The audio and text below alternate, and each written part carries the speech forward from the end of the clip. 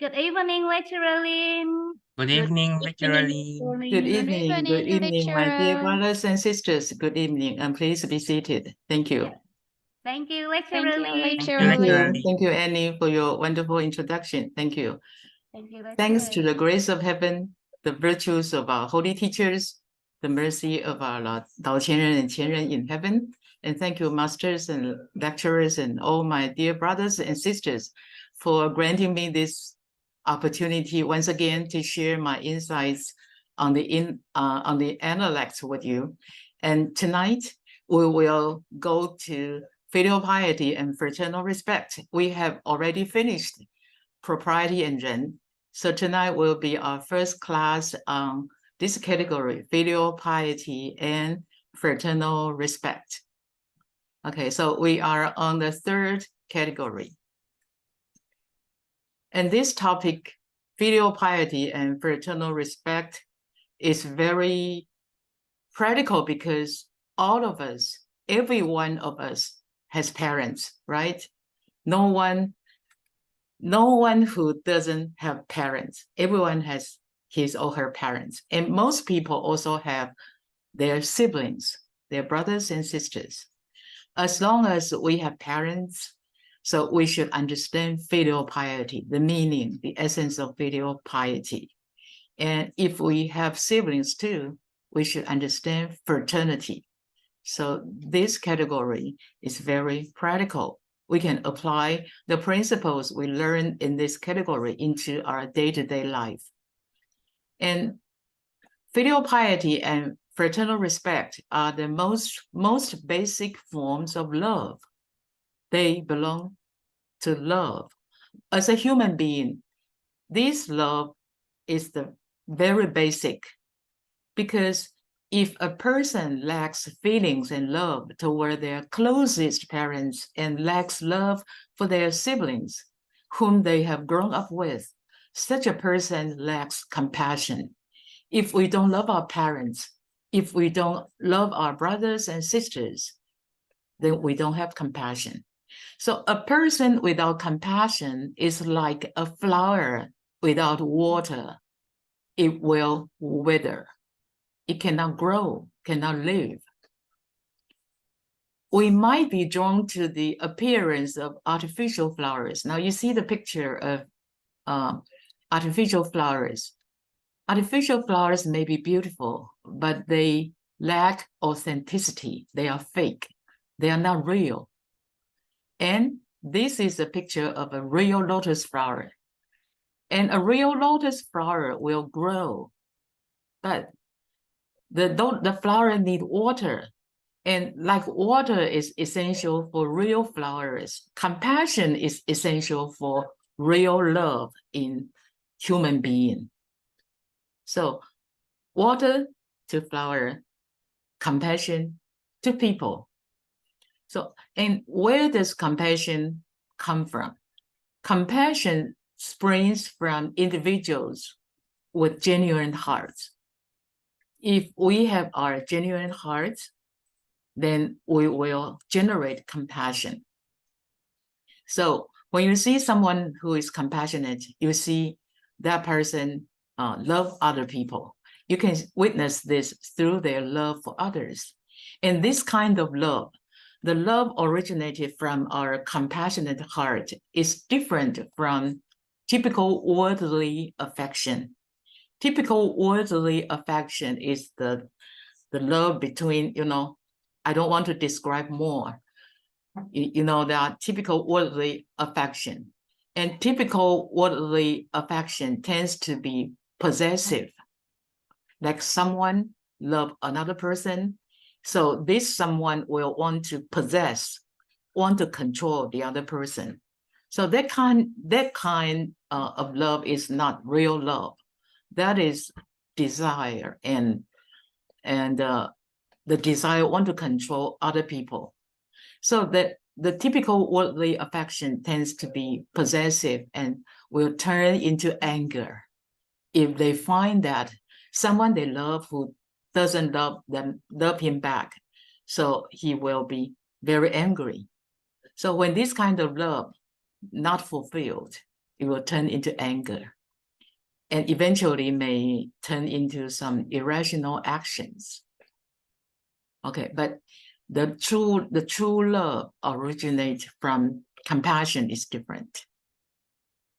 Okay, and filial piety and fraternal respect are forms of such true love, such genuine love that arise from one's innate nature, arise from our inherent nature.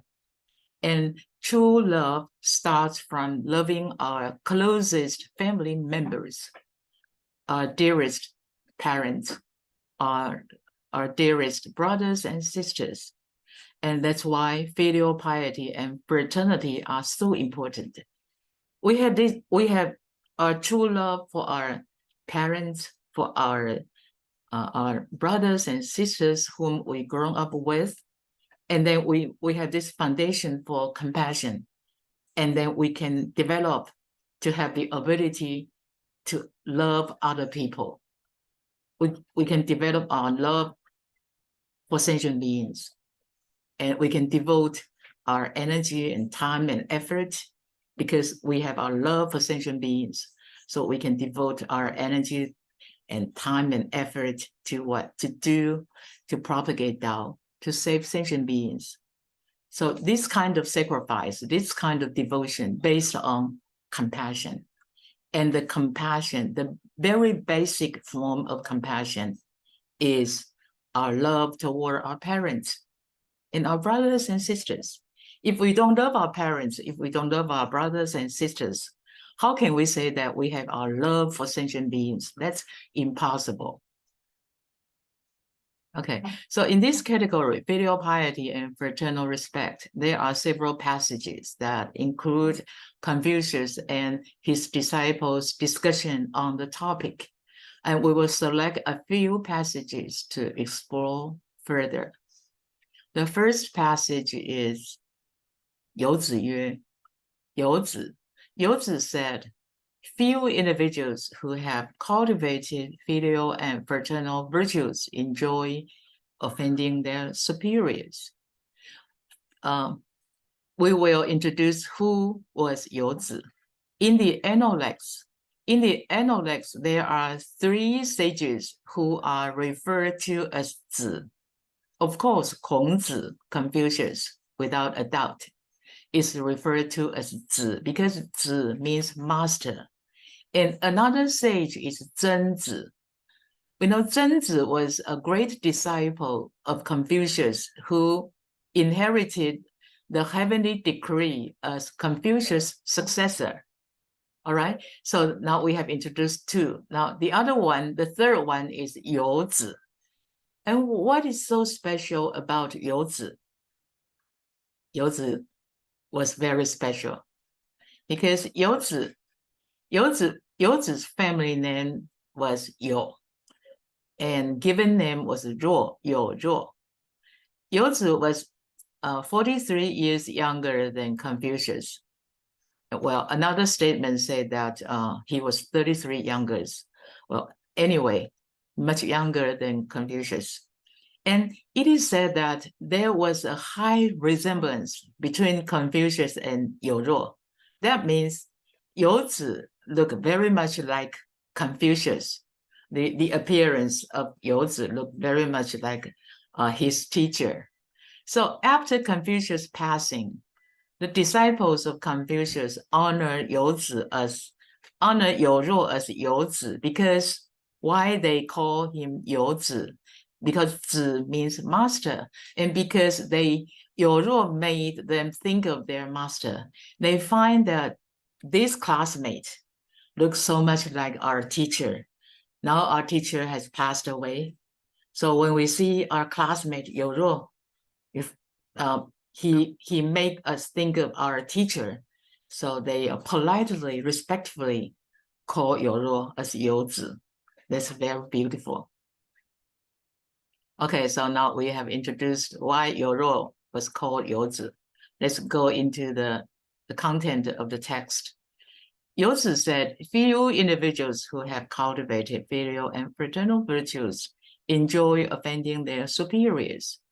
That means It is rare. Few means rare. It is rare to find a person who is filial to their parents at home, but enjoys offending elders or superiors outside home.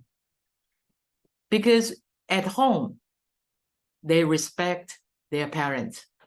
So with this kind of attitude, naturally, when they go outside home, they will not offend elders or superiors. Okay, and Youzi continued to expound. He said, and those who do not enjoy offending superiors and are never troublemakers, since they don't like to offend superiors, so they will not be troublemakers in a group. So a 君子means a person with noble characters. A 君子 directs his attention. A 君子 will pay attention to what? To what is profound and fundamental. A 君子is a person with noble character, and when he cultivates his noble character, he will go into depth, go inside, and do reflection.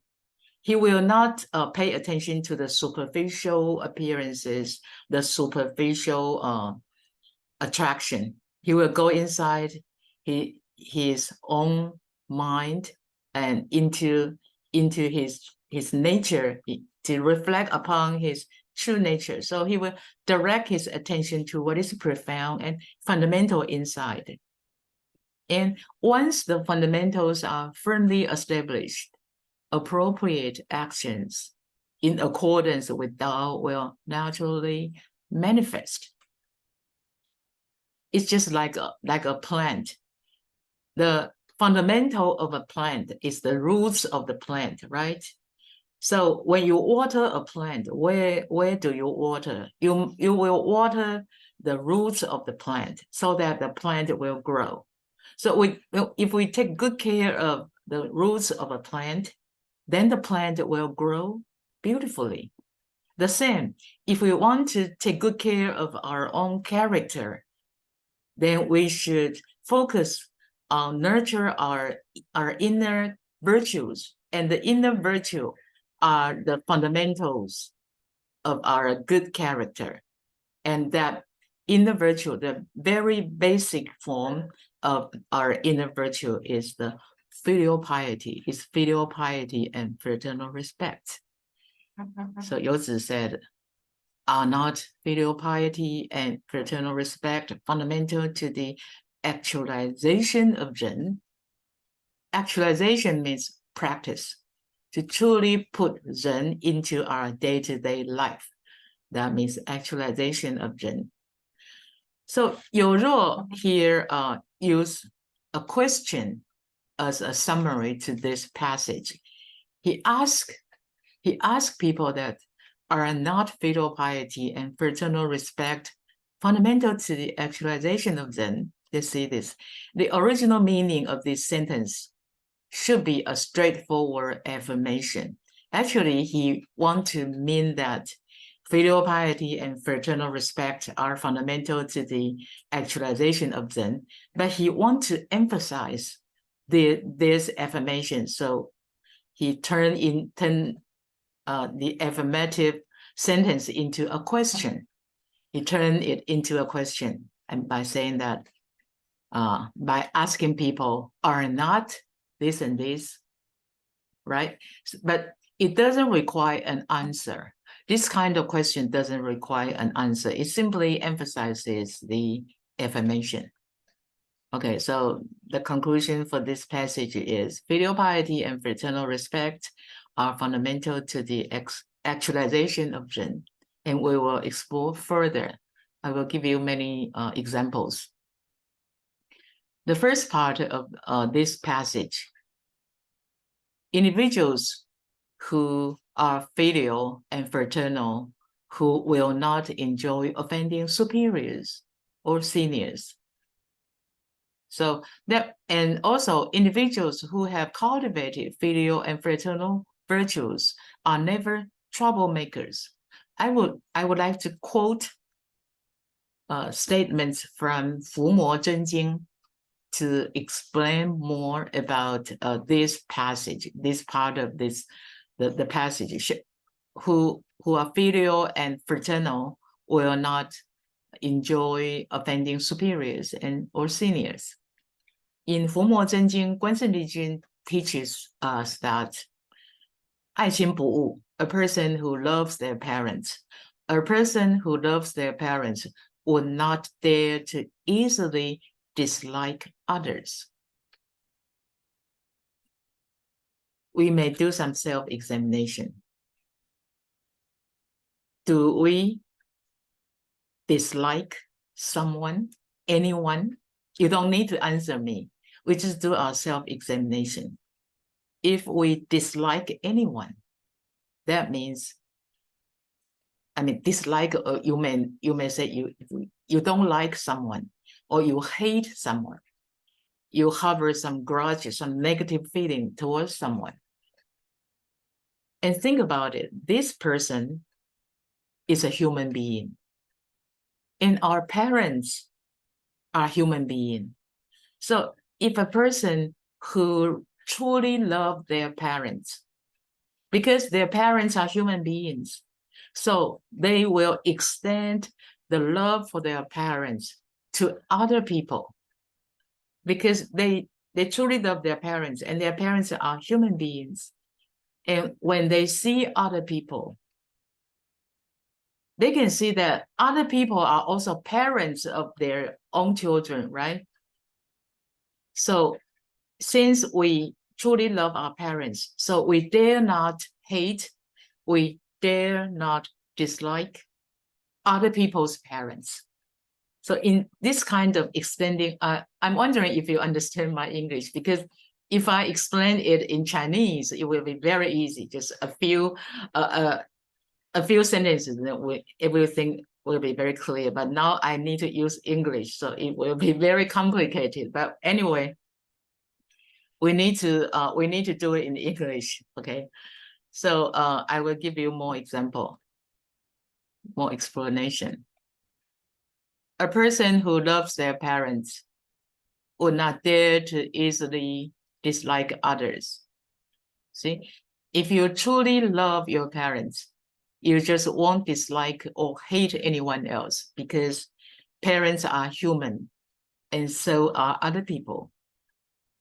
And so because you truly love your parents, truly love, so you would extend your love for parents to other people, because other people are also other people's parents, right? So since you love your parents, you will love other people's parents. And since you love your parents are human beings, you will like other human beings. So this kind of person, his inside of his heart, there is no hatred. There is no negative feelings toward other people. So 爱亲不误, a person who loves their parents will not dare to easily dislike others. And filial piety and fraternity are the fundamental virtues to lead a meaningful life. All of us are human beings, and we living in this world. We want to make our life full of colors, right? Full of compassion, full of joy, full of energy, full of meaning. So to lead a meaningful life, one must embrace love for the world. If we are indifferent to what's happening in the world, we don't have any enthusiasm for people, for events in the world, then how can we live in the world? We are so cold. So to lead a meaningful life, one must embrace love. We must have love for the world. But where does this love come from? If this love just some kind of typical worldly affection, that is not true love. True love originates from a baby. Let's go back to the time when we were babies. True love comes from a baby who, upon being born, instinctively knows to love their parents. That is why we say family refers to father and mother. I love you. This kind of love your father, love your mother, and your father and mother love you. So that is a family. That is true love from our interior nature. So thus, an individual's capacity for love starts with the love a baby has for their parents, and which is the beginning of compassion. We say we are compassionate for sentient beings. We want to save sentient beings. We want to propagate Tao to save sentient beings, to escape the endless reincarnation. Where does our compassion come from? Originates from when we were a baby. We love our parents. That's true love. That's the beginning of compassion. So, 爱亲不误. And in 伏魔真经, 观世音历经 also teaches us 敬亲不慢. Translate into English is a person who respects their parents. Respect. Firstly, we talk about love their parents, and next we talk about respects their parents. A person who respects their parents would not dare to casually neglect others. What does it mean to casually neglect others? Well, I will use a picture to show this. See, this is our parents' hand. This is our hand. And a person who respects their parents, who respect and really care for their parents, would not dare to casually neglect others. See, here's the explanation. As a person who loves their parents would not dare to harbor hatred toward others, right?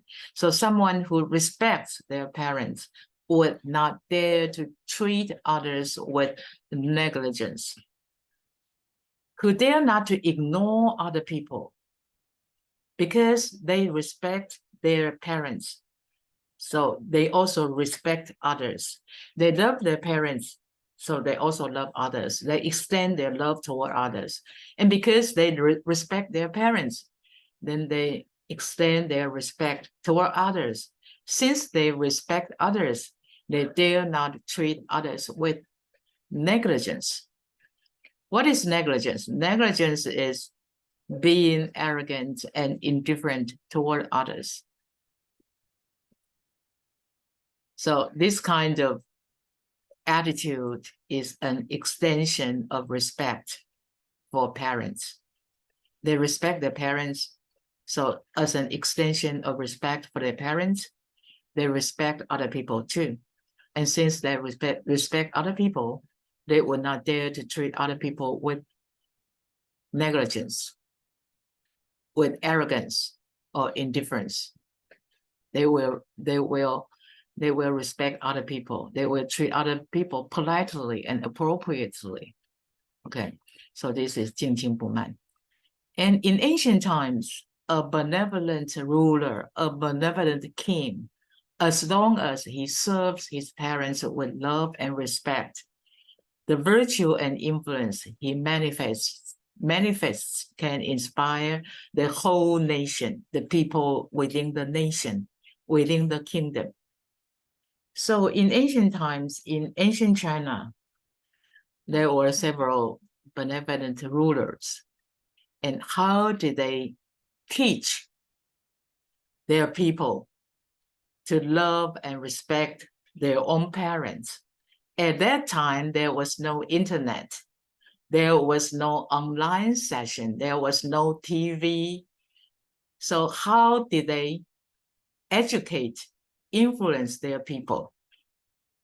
They influence their people by their example. They serve their parents with love and respect. And then people will see, oh, our benevolent king, our benevolent ruler is so filial, is so respectful. So we want to learn from him. So he served his parents with love and respect, and the virtue and the virtue naturally influence his people. In ancient times, how did virtuous rulers educate their people? They led by example. They showed love and respect to their own parents, and through this, they taught the people to love and respect their own parents as well. So this cultivated a virtuous atmosphere throughout the entire nation. Why? Because when individuals love their parents, they would not dare to harbor hatred toward others. And when people respect their parents, they would not dare to treat others with negligence. So people, they never harbor hatred toward others. They never treat others with negligence. As a result, the whole nation, the atmosphere within this nation, all the people's character becomes pure and sincere. Okay. The benevolent ruler educated their people in this way. They led by example. Okay, so and now we're still on this part. So why do a 君子 direct his attention to what is profound and fundamental? Because a 君子 will go deeper. He will not just focus on the appearances. So we'll go deeper and do some reflection and to cultivate his inner virtue. And the fundamental of our inner virtue is that our true love for our parents and for our siblings. And why we say people who love their parents, they love their siblings, they are developing their true love. They explore their true love. Why? Why this kind of love called true love? Here is why. Because people are born from their parents. Everyone, we were born from our parents, right? And if we have brothers and sisters in our family, then we rely on our elder siblings, our elder brothers or sisters to establish ourselves, right? Like when we were very young, maybe our parents were very busy. So our elder brothers or sisters will take care of us naturally. The elder ones will take care of the younger ones and help the parents to take care of the family. Okay. So the young ones naturally are grateful to their elder brothers and sisters. So they love them. It's nature. It's true love. And they were born from their parents, and they were taken care by their parents to grow up. Naturally, they are grateful, so they would love their parents. So because this kind of love is out of gratitude, and that's why we call it true love, not out of desire. If some kind of affection is out of attraction, out of desire, then that is worldly affection. That is not true love. The kind of affection is possessive. If not satisfied, may turn into irrational actions. But true love are compassionate and forgiving. Okay, so filial piety and fraternal respect are the fundamental principles of how a person should interact with and conduct themselves toward others. That's why in every Tao seminar, there must be a session called 孝道, filial piety. That's why. Because if we do not love our parents who brought us into this world, or our elder siblings on whom we rely to establish ourselves, then how can we love anyone else? As a review, Youzi said, few individuals who have cultivated filial and fraternal virtues enjoy offending their superiors, and those who do not enjoy offending superiors are never troublemakers. A 君子 directs his attention to what is profound and fundamental. And the profound fundamentals are filial piety and fraternal respect. Once the fundamentals are firmly established, appropriate action in accordance with Tao will naturally manifest. The appropriate actions in accordance with Tao means 率性之谓道 are manifested from the fundamentals. Like flowers are, flower will grow once the roots of the plant is healthy, right? So this plant will grow, the flower will grow. So people will show virtue, people will turn into a 君子 once his inner virtue is well cultivated. And the fundamental of his inner virtue is the compassion, the true love, the gratitude toward his parents and elder brothers and sisters. So are not filial piety and fraternal respect fundamental to the actualization of Zen? Well, this is a question, but this question doesn't need an answer because it simply emphasizes the affirmation that filial piety and fraternal respect are fundamental to the actualization of Zen. Okay. So we have done the first passage, and now we go to the second passage for tonight. The master said, Confucius said, a young man should be filial at home and be respectful to elders outside of his home. Because in ancient China, in ancient times, all the ladies should stay at home. And men, all the males will go outside either to pursue their education or pursue their career. But nowadays, time is different. Male and female, ladies and gentlemen, are equal to have equal opportunity to receive education, to pursue their career, to receive Tao, to cultivate Tao, and to propagate Tao. So in this passage here, a young man, nowadays the term young man mentioned here can include young lady as well. All right. So a young man or a young lady should be filial at home and be respectful to elders outside of his home. He should be honest and truthful, universally cherish all people, and nurture connections with virtuous individuals.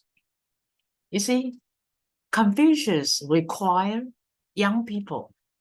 I believe all of you are young people, right? I'm much older. You're young people. You should be filial at home and be respectful to elders outside of your home. And you should be honest and truthful. And also you should universally cherish all people. And also you should nurture connections with virtuous individuals.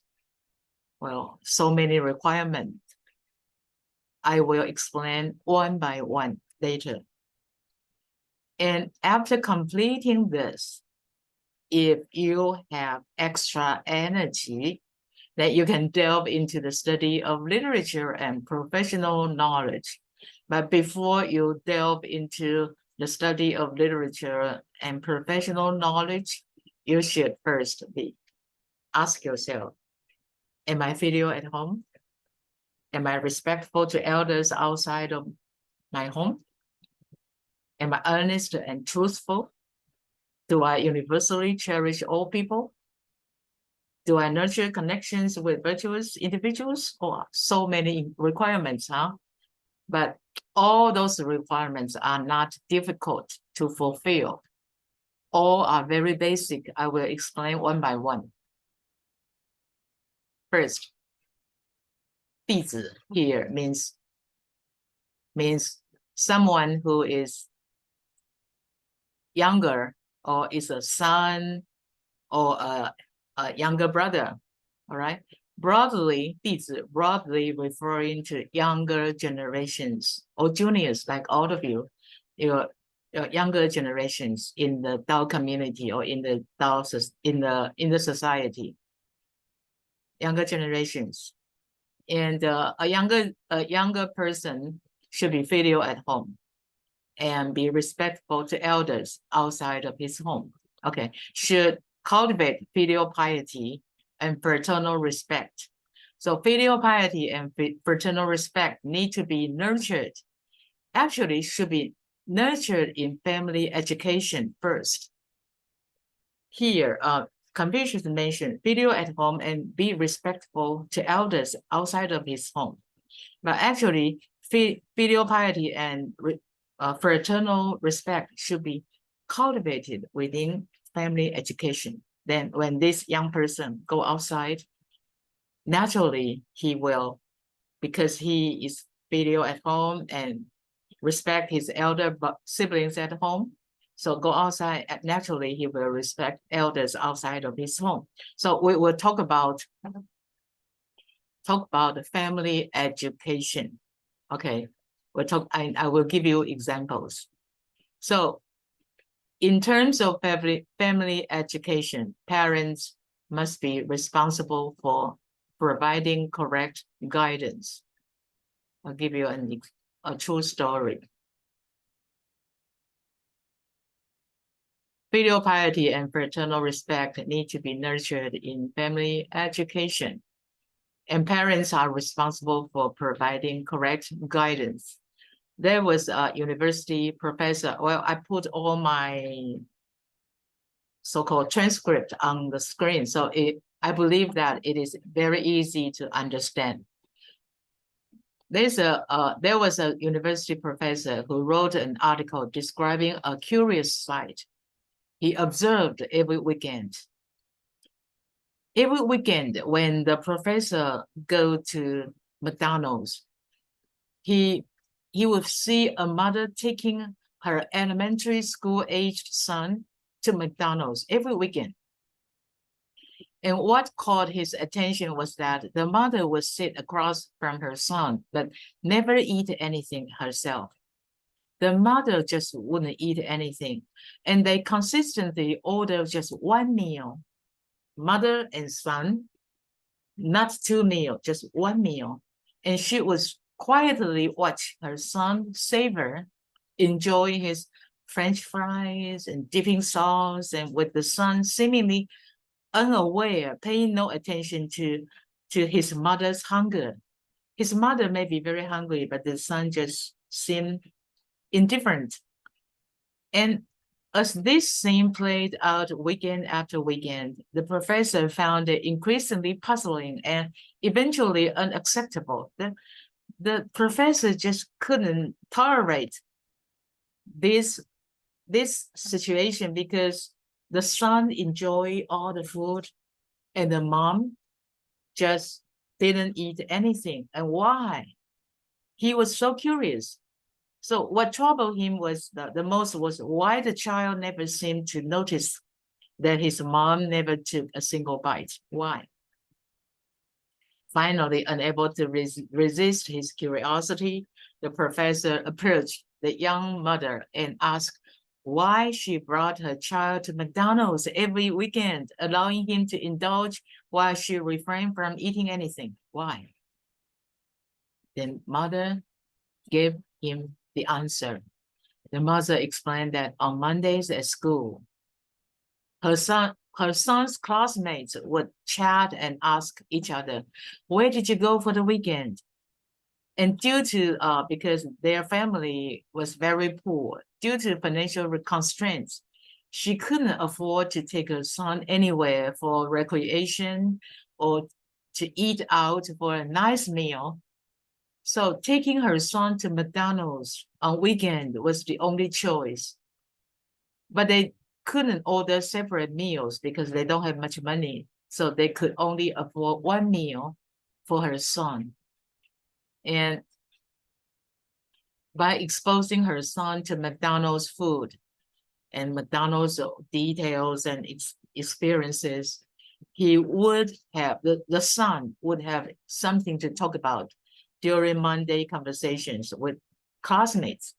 In this way, he wouldn't feel left out when they shared stories about their weekend adventures. And at least he could talk about visiting McDonald's. Well, upon hearing the mother's sad explanations of the underlying reasons, the university professor shook his hand in disapproval. He said, if the child could understand the mother's heartfelt intentions, the mother's sacrifice, that would be great. But if the child continued in this way, without empathy, without any feelings, it could result in selfishness. Well, the child will grow up to be a very selfish man, a very self-centered man, neglect the hardships faced by his parents. And if the person is someone with no compassion, then this person is just like a flower without water.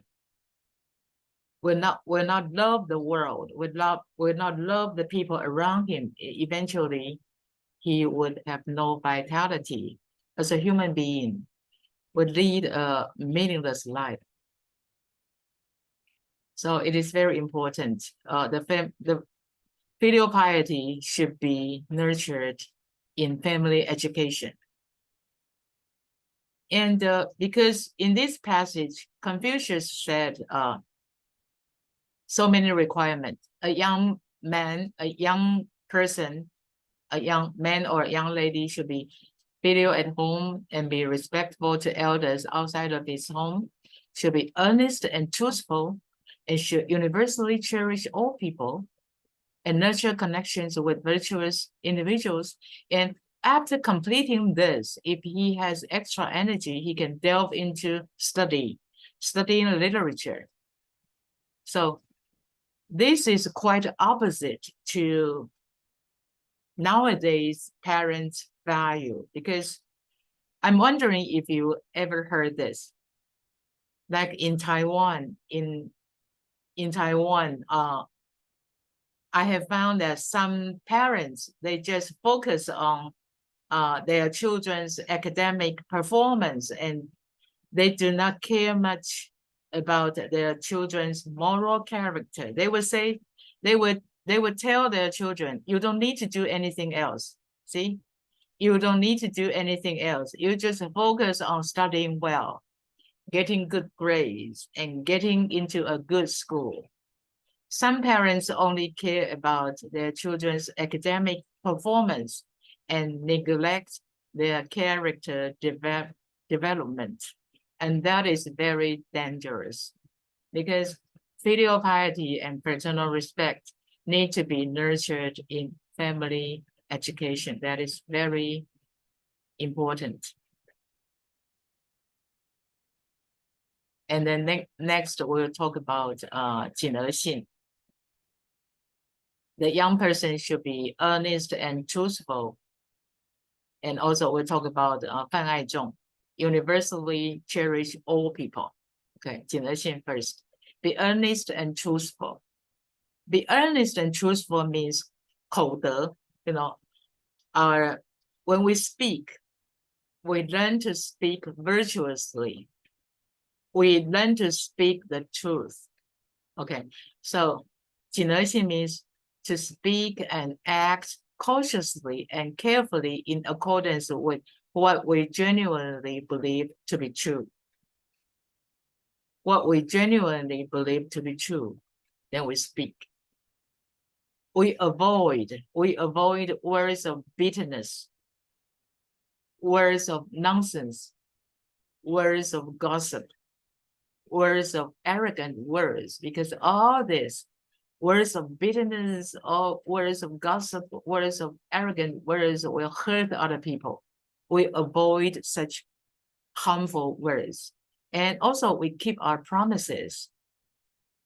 We don't make a promise and then later we forget about it. We should keep our words.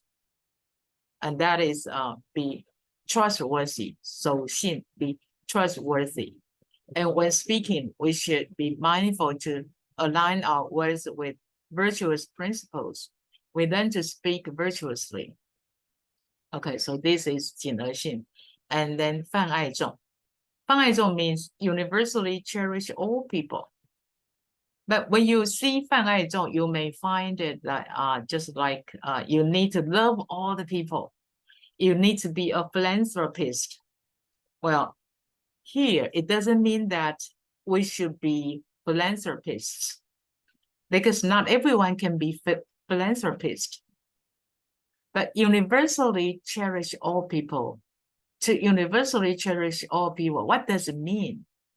Well, it means that we simply need in our day-to-day life to cultivate a level of understanding, to cultivate some compassion, to develop some concern for others, and without becoming excessively self-centered. We need to have a little empathy, have some understanding that in this world, we understand that in this world, apart from ourselves, there are some other people. And that is universally cherish all people. Well, I will give you a very simple example, and that is one of my experience. One thing that I have experienced one day when I was on the subway with my elder sister, and we boarded at the station immediately following a junior high school station. You know, on the route of a subway, and we boarded on this station, and the station before the station we boarded was a station of junior high school. And the time we boarded, it was precisely when students were getting out of school, when students were going home. So when they get out of school, of course, they enter the subway station. They boarded on the train too, but they boarded on the station. They boarded at the station right before our station, our previous station. Okay, so when we entered the train, we noticed that all the seats were occupied by the students. No wonder, because when the students get out of school, they enter the train, of course, they will take every vacant seat. And when we enter the next station, of course, all the seats were taken. There was no vacant seat at all. So the two of us, me and my sister, need to stand before all the young students, okay? But in front of my sister, there was a young boy who appeared uneasy in his seat. And eventually he swiftly got up and hurried to another car. You see, in MRT, the subway, there are many cars linked together. So he got up and he hurried to another car, leaving a seat vacant right before my sister. So I told my sister, he wanted to give up his seat for you. So my sister immediately sat down. And we found that this boy was very special, because here is my reason. You may find that it's nothing special, because to yield your seat to an older person is nothing special. But think about it. In the midst of classmates laughing and neglecting the needs of others, there was this child who noticed the needs of those around him. So you see, he saw that this elder lady was about the age of my grandmom. So how can I let my grandmom standing before me and then I sit? How can I do this? So perhaps he observed someone of a similar age to his grandmother standing in front of him, and his sense of filial piety naturally arose. He might have thought to himself, how could I sit while my grandmother stands unsteadily in front of me? So this child's action were commendable. This is a manifestation of universally cherishing all people, 泛爱众. Because my sister isn't his relative. My sister isn't his friend, right? My sister isn't his teacher or his principal. Moreover, his act of giving up his seat won't earn him any school rewards, right? And won't make him a model student to be praised in school, right? However, his conscience tells him that he must do it. His conscience, his sense of filial piety compelled him to do it. That is exactly what I want to share with you. That is 泛爱众, to universally cherish all people. So 泛爱众 doesn't mean that you need to donate a lot of money, you need to do a lot of charity, you need to be a philanthropist. No. 泛爱众 means in your day-to-day life, you have empathy, you have consideration for the people around you.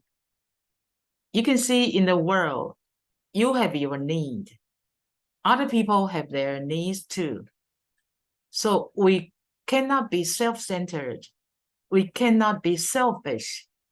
We need to extend our consideration not only to ourselves, but also to our parents, to our siblings, to our friends, or even to the passengers on the subway train. All right? And that is exactly the essence of 泛爱众, universally cherish all people. That is beautiful. And that is something everyone can practice in our day-to-day life. And then next, Confucius say, young people, okay, young people should nurture connections with virtuous individuals. What does that mean? Nurture connections with virtuous individuals. That means seeking the companionship of individuals who are benevolent and virtuous. For what? For positive influences and moral guidance. I know many young people, they will pursue the stars, the singers, the movie stars, and they want to be as beautiful, as handsome like their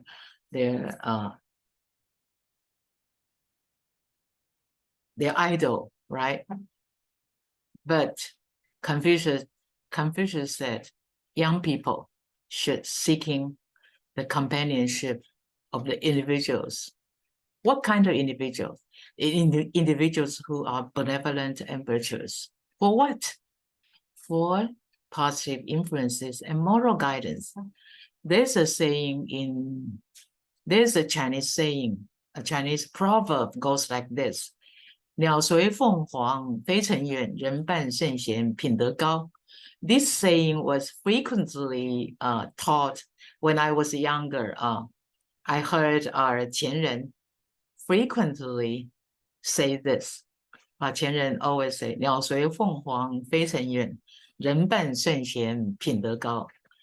If we translate it into English, just as birds following the phoenix, 凤凰, the birds following the phoenix can travel great distances. People associating with virtuous and wise individuals can develop high moral characters. And this kind of change, if we associate with virtuous people, you will develop noble characters. You will receive wise guidance, and you will change. This kind of change is subtle, very subtle, and it's a transformative effect, 潜移默化, a subtle and transformative effect. So wise young people will seek the companionship of individuals who are benevolent and virtuous for positive influences and moral guidance, and instead of pursuing after those singers, those movie stars, right? Okay, after fulfill all these requirements, you can study. To study literature and professional knowledge when he has extra energy. When he has extra energy. And what does that mean? You may say that after I fulfill all these requirements, then I'm so tired, I don't have any energy to study. Well, some people might take this as an excuse to avoid study, to avoid learning, but this is not this should not be taken as an excuse. Why? This is Confucius teaches us that, especially for you young people, that you should prioritize moral integrity. You should make moral integrity as your priority. Prioritize your moral integrity over academic accomplishments and professional training. Just attitude. Like when you are at school, when you are learning, or when you are you're working in your office, you're working, or whether you are working or you are studying, you should prioritize your moral integrity over your achievements, over your outside superficial achievements. So this is an attitude. So you don't say that after fulfill all these requirements, then you don't have energy. Well, it doesn't mean that after you fulfill this and that, filial at home, respectful to elders, be earnest and truthful, and cherish all people, and nurture connection with virtual individuals. And after doing this, you're very tired and no time to study. It doesn't mean that. It means that when whether you are studying, whether you are working, and you always prioritize your moral integrity. Whether you are filial, whether or not you are respectful to elders, whether or not you are earnest and truthful, whether or not you are considerate to all people around you, whether or not you build connections with virtuous individuals, you prioritize those virtues, those values. That's the meaning of what Confucius want to convey. All right. So note that this sentence should not be interpreted as an excuse to evade studying or completing homework. Actually, a child with moral integrity, or a young person, a young man or a young lady with moral integrity, would not be irresponsible toward his own school learning or his own job responsibilities. Will not. But he just prioritized his moral integrity over his external achievements. That's all. That's all. Okay, as a review of this passage, the master said a young man should be filial at home and be respectful to elders outside of his home. He should be earnest and truthful, should universally cherish all people, and nurture connections with virtuous individuals. And after completing this, if he has extra energy, he can delve into the study of literature and professional knowledge. And actually, this means he prioritizes his moral character over the academic performance in professional achievements. Okay, the third passage for tonight, 子夏. One of Confucius' great disciples, Zixia said, if you can replace your fondness for beauty with a fondness for virtue, fondness means love, like. So usually people will like beautiful things, beautiful clothes, beautiful appearances, beautiful looking, people's beautiful looking. So that's fondness for beauty. But Zixia said, if you can replace your fondness for beauty with a fondness for virtue, but now since we are cultivators, we should replace our fondness for beautiful things, beautiful appearance with a fondness for our inner virtues. Okay. Zixia said, if you can do this, and in serving your parents, you can exert your utmost strength. That is filial piety, okay? And if in serving your king, you can devote your life. Now here talking about life, you may say, wow, it's a very serious question if you need to devote our life, but I will explain it later. It's not something really related to life and death. It's related to our sense of responsibility, okay? If in dealing with your friends, you keep your promise, Zixia said, if you can fulfill all these requirements, although you haven't received much education, I would say that you are definitely learned. You are definitely a very well-learned person, even though you haven't received much education. But if you can do this and that, this and that, this and that, then I would say you are definitely learned. Okay, so who was Zixia? Zixia, family name Bu, given name Shang, Bu Shang.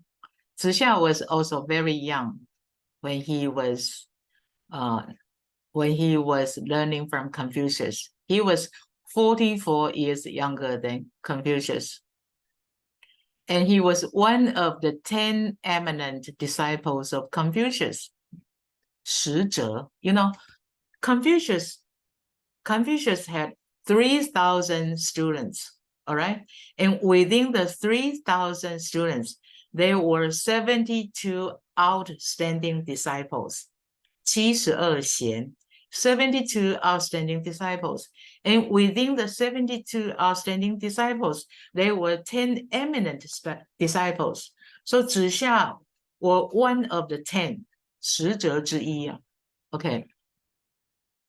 And he specialized in literature. That means he studied very well. He had done very well in studying and developing his knowledge in literature. And now this statement, you see, he said, although someone says that you are not learned, or although you did not receive much education, I would say that you are definitely learned. So see, he was someone who received a lot of education, who received a lot of knowledge from the books, from the literature, because he had done very well in studying. But he said, this statement comes from Zixia. Zixia was someone who is highly knowledgeable. He was very knowledgeable and accomplished in literature. He was highly accomplished in literature. So this statement demonstrates that his genuine reverence for virtue. He genuinely highly prioritize virtue over academic achievements. He prioritized virtue over studying literature. Let's go into depth. I will choose 2 points. 贤贤易色. and 事君能治其身. I will discuss 2 points within this passage. 贤贤易色. 贤贤易色 means to replace your fondness for virtue with a fondness, to replace your fondness for beauty with a fondness for virtue. Okay, what is beauty? Beauty means beautiful exterior or beautiful appearance. Confucius once said, the master once said, alas, it is over. I haven't not yet met someone who loves virtue as much as he loves beautiful appearance. You know, Confucius was someone who lived around 2,500 years ago. So around 2,500 years ago, Confucius already expressed this lament. But currently now the issue, people who just worship, who just like beauty, who don't value virtue, this kind of issue has become even more severe. I haven't met someone who loves virtue as much as he loves beautiful appearance. So as a cultivator, we should replace a heart that seeks beauty in external appearance with a heart that values virtue. We should change the value within the society, start from ourselves. All the ordinary people, they just love beautiful things, beautiful appearances, beautiful and handsome people. But now we should change this kind of value system. So we replace a heart that seeks beauty in external appearances with a heart that values virtue. Start from us. So here, if you are at an age where marriage is becoming a consideration, like you are about to select people and consider people as your lifelong partner, your husband or your wife. You should consider carefully when choosing a life partner. You should respect the virtuous qualities of your wife or your husband and overlook her or his physical beauty or his physical handsomeness. So when marrying, when you are going to choose someone to marry, you choose virtues, you seek virtues. Because this is the reason why. Personality or physical appearance, which one matters more in your marriage, in your family life? See, when people spend a long time together, like you're already getting married, of course, in the beginning, you may be attracted by the other one's physical appearances, but when you spend a long time together, people tend to forget about each other's physical appearance. That's true.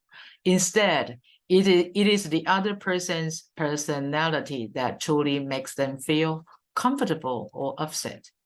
If the other one's personality is very good, then you feel comfortable staying with them.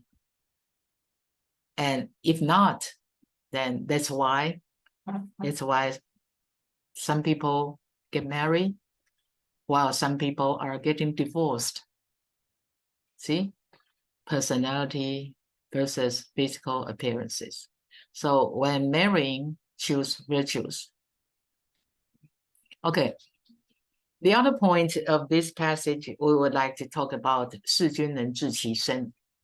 We'll talk about devote your life. You may find that, oh, it's a very serious question if we need to devote our life in serving our king. And what does that mean?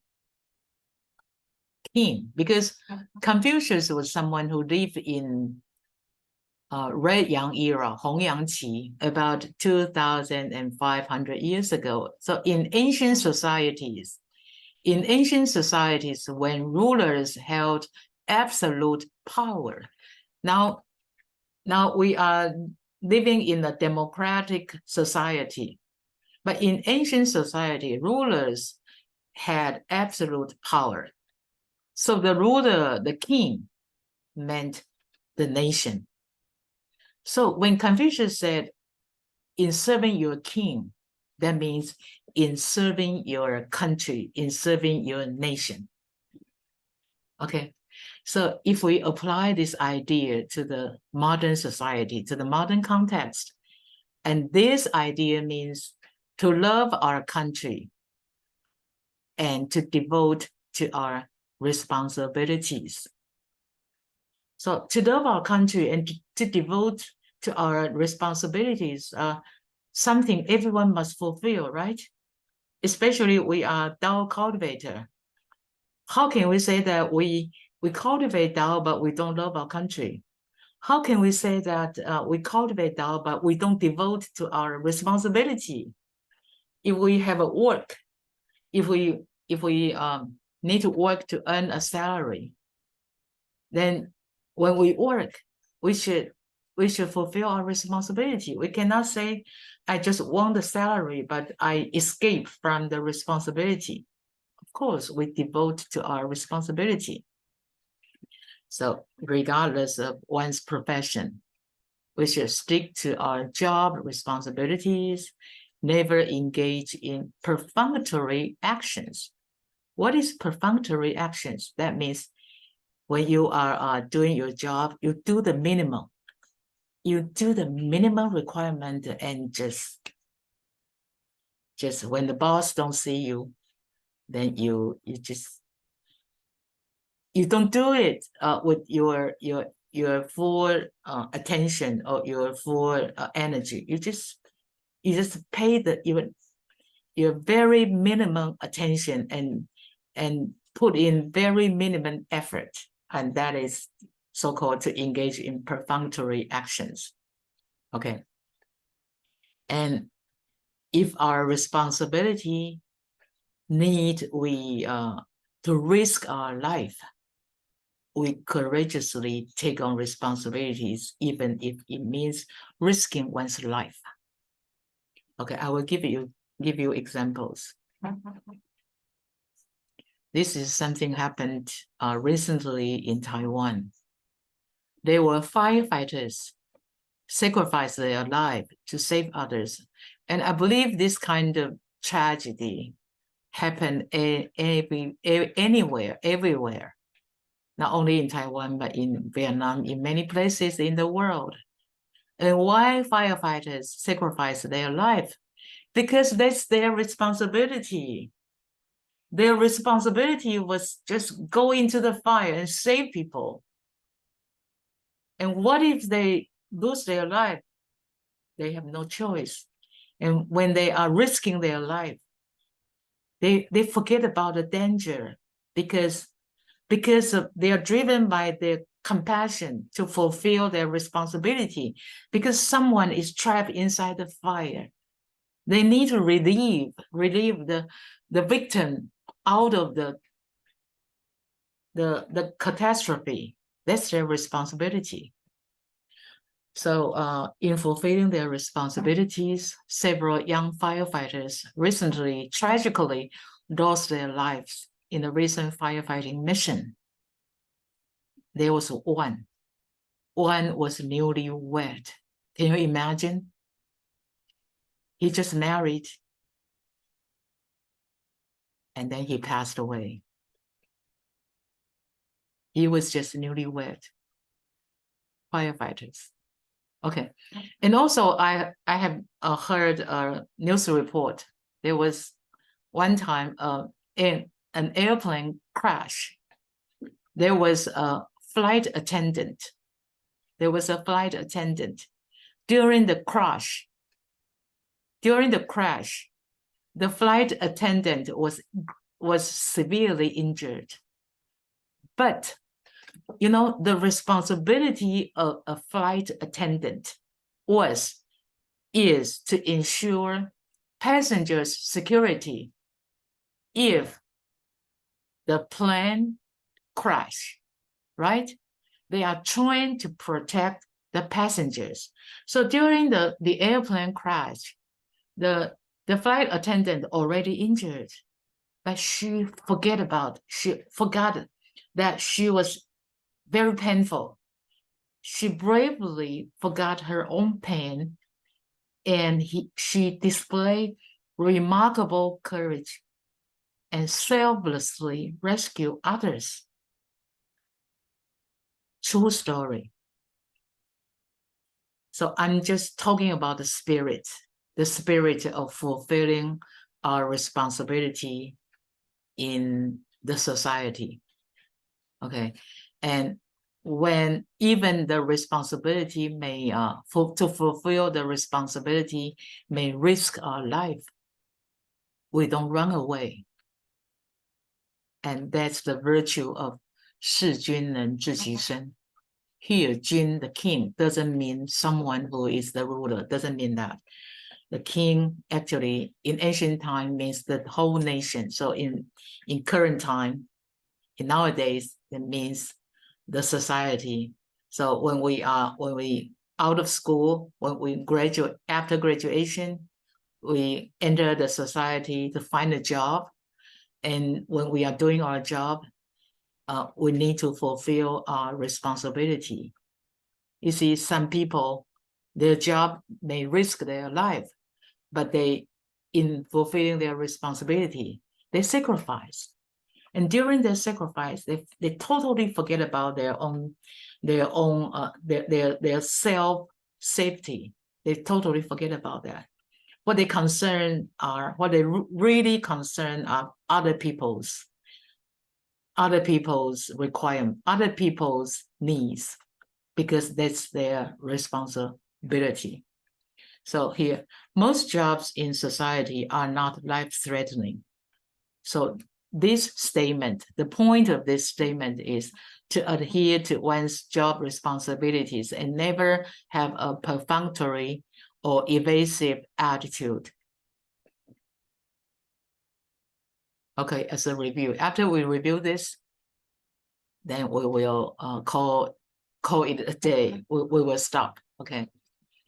As a review, Zixia said, if you can replace your fondness for beauty with a fondness for virtue, if in serving your parents you can exert your utmost strength, if in serving your king you can devote your life, if in dealing with your friends you keep your promise, although you haven't received much education, I would say that you are definitely learned.